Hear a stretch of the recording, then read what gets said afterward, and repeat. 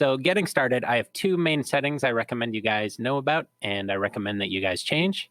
So here they are. If you click on Topology, you can turn up your resolution to somewhere between 250 and 300. The exact number doesn't really matter too much. I don't recommend going to as high as, say, 400 because that can slow down your computer. Secondly, though, more importantly, checking activated right here on dynamic topology. That will help SculptGL to act a lot more naturally when you're making big changes to your sculpture. Okay, so check that. Now that that's done, you can just click topology again, and that menu will close. All right, secondly, if you need to start over on your design, you'll need to go to Scene, Clear Scene, clear it out, and you'll go to Scene, Add Sphere. But look, whenever you do that, activated needs to be checked again. See how it's unchecked now? Every time you add a new shape here, activated is not checked by default on that shape. So we got to check it again. Symmetry means when I change something on the left, it also happens on the right. I recommend you keep that on for everything.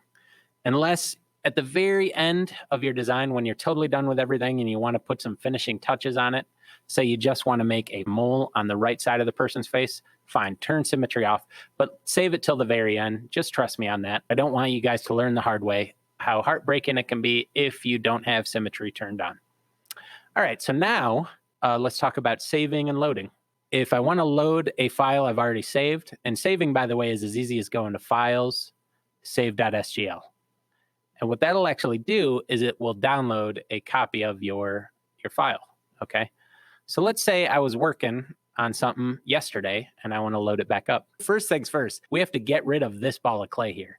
We don't want this because if we load our old file back up, this will stay there and it'll get in our way. We don't want that. So instead, let's go to Scene, Clear Scene, hit OK. And now we can go to Files, Add. There's not a load button, it's Add. And we find our file to load. So let me load this up. Here we go. Here's my file from 4th hour.